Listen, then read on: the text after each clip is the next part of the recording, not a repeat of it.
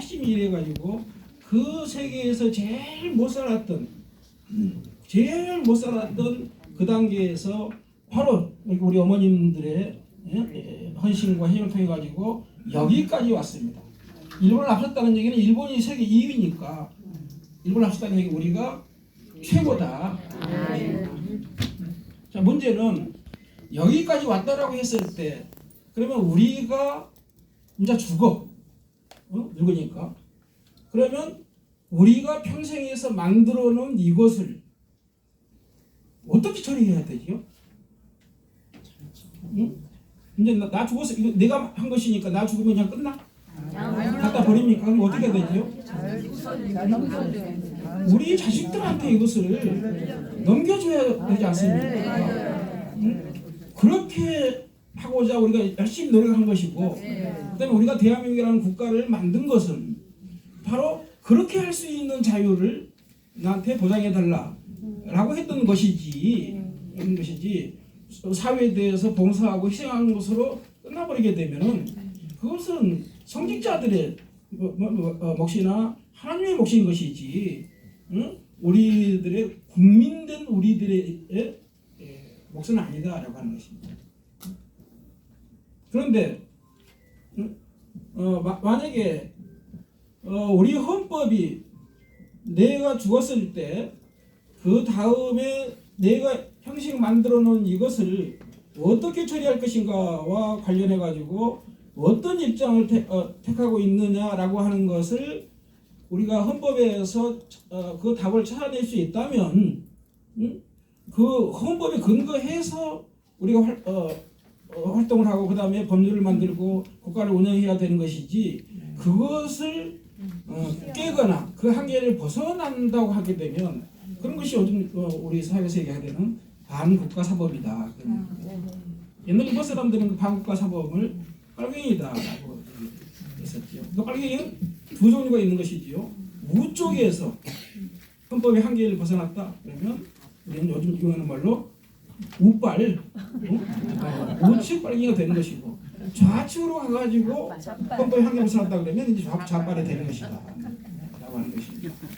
그랬을 때 우리가 오늘날 사회를 만들고 국가를 만들고 열심히 일하고 이런 것들이 나중에 알고 봤더니 바로 내가 나의 능력에 따라 가지고 내가 원하는 대로 나의 능력을 발현하고 그 다음에 그렇게 해서 생긴 결과물이 있다고 그러면 그것은 내가 원하는 사람에게 처분할 수 있어야 되지 않느냐라고 하는 것이, 그것이 우리가 국가라고 하는 것을 만들어 가지고 세금을 내면서 국가로부터 보장받고 싶어 하는 자유 중에 가장 기본이 되는 자유더라라고 하는 것입니다. 자, 그렇다면 그러한 내가 죽었을 때 나가 가지고 있는 모든 것을 넘겨준다라고 하는 것을 우리는 상속이다라고 얘기합니다.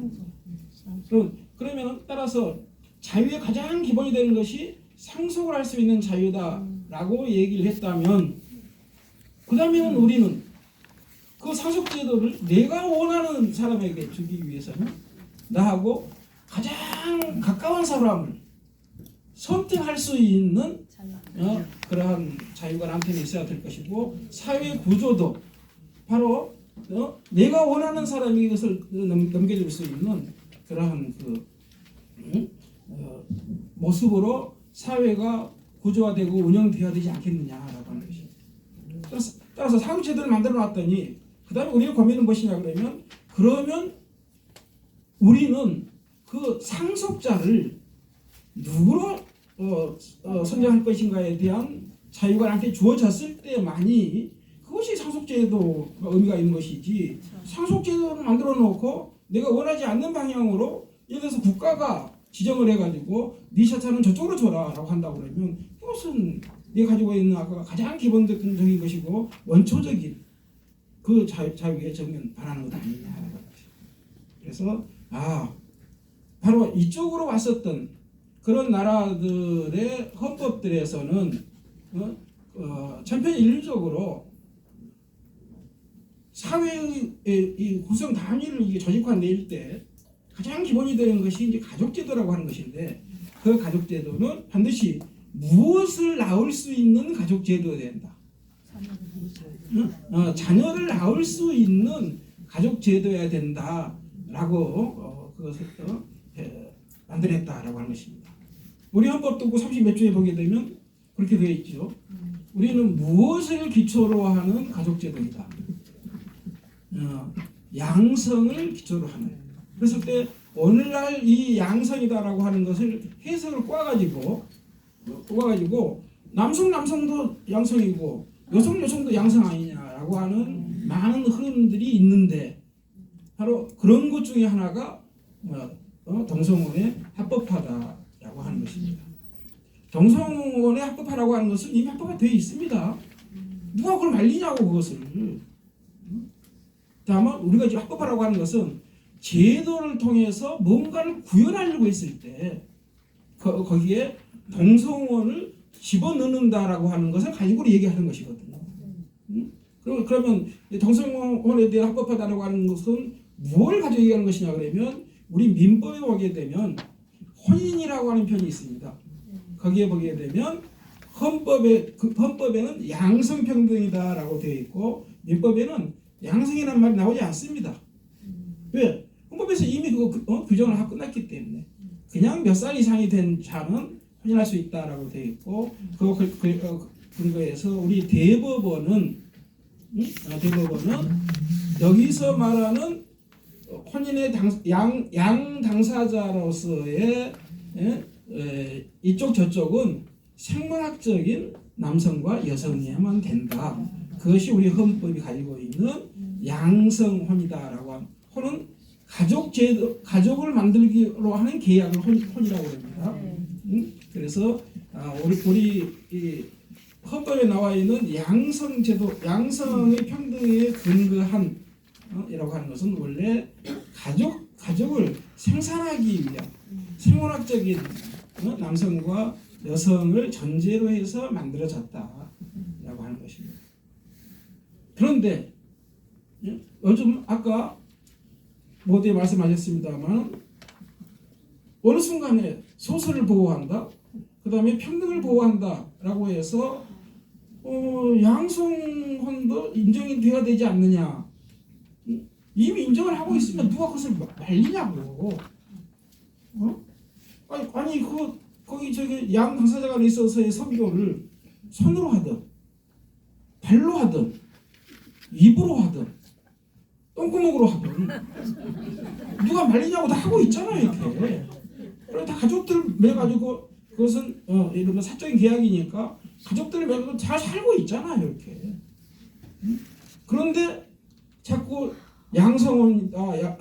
양성혼이다라고 하는 이것을 평등권에 위반된다라고 하면서 이른바 동성혼을 인정한다라고 하는 사람들의 뜻이 이미 다 인정되고 있는 것을 합법화하자는 것이 아니더라라고 하는 것입니다. 그럼 뭐냐 그러면 양성혼 제도를 무력화시킴으로써 사유재산 제도를 무력화시키고 그 결과 상속제도를 무력화시킨다. 그런데 역사적으로 보게 되면 이 양성에 근거한 일부 일처제와 사유재산 제도와 그 다음에 자유민주주의 국가는 같은 개념입니다. 그래서 이것을 깨야 되겠어. 그래서 옛날에는 맨 먼저 뭘 깼지요? 상속제도는 이것은 매우 도덕적이 못한 것이다. 사회에서 같이 벌었으니까 나중에 너 죽을 때까지 쓰다가 남은 사회에다가 환원을 해야지. 왜 네가 다 갖다 죽을 때까지 가지고 갔느냐. 그래가지고 상속제도를 계속 공격을 한 다음에 이른바 지금 우리나라 같은 경우에는 상속세가 얼마를 넘었지요? 50%를 넘었어요. 이건 사회주의라고 하는 것입니다. 50%를 넘으면 안 되죠. 세금을 매기는 것은 상관이 없는데 50%를 넘는다는 얘기는 그 제도를 사실상 폐지했다라고 하는 거예요. 상속제도를 폐지한다는 것은 사유재산 제도를 폐지한다는 것이고 사유재산 제도를 폐지하는 국가를 우리는 공산주의 국가라고 얘기하는 것입니다. 그래서 바로 사유재산 제도를 폐지하자라고 하게 되면은 그건 헌법 위반이다라고 해가지고 이른바 공격을 받을까? 그다음에 그렇게 그랬을 경우에 방어가 안 될지 모르니까 말을 바꾸어서 같은 말인데 상속세를 높이자라고 한다든지. 예? 사회자님, 우리 저 앞에 쓰여 있는 차별금지 외에 다른 이야기들로 시간을 너무 많이 사용하지 않도록 시간 제한을 좀 두셨으면 좋겠습니다. 이제 네, 알겠습니다. 예, 마무리 좀 부탁드리겠습니다.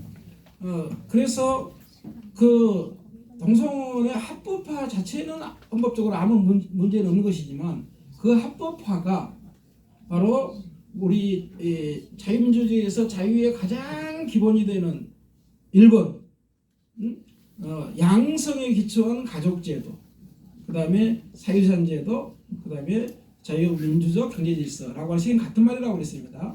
이것을 깨기 위한 수단으로 사용돼서는 안 되겠다라고 하는 것입니다. 마찬가지로 차별금지법도 마찬가지입니다. 차별을 금지해야 되죠, 당연히. 그런데 차별을 금지한다는 명목으로 모든 자유의 영역을 다 같은 것으로 만들어버리기 때문에 자유는 없어지게 되고 평등만이 살아남는 사회가 되기 때문에 우리는 이것을 사회주의 국가 또는 공산주의 국가라고 하지 않느냐. 그래서 차별금지법 자체가 문제가 있는 것이 아니고, 그 다음에 동성혼 제도 자체가 문제가 있는 것이 아니고, 당연히 소수도로서 법을 해야 되는데 그것이 다른 방법으로 한 바퀴 돌리는 방법으로 해가지고 우리 헌법의 가장 기본이 되는 질서인 자유민주적 기본 질서를 깨는 수단으로 사용되는 부분에 대해서 우리가 눈을 부릅뜨고 지켜봐야 될 것이다. 자세한 것은 또 다음 선생님께서 하시겠습니다. 큰 박수.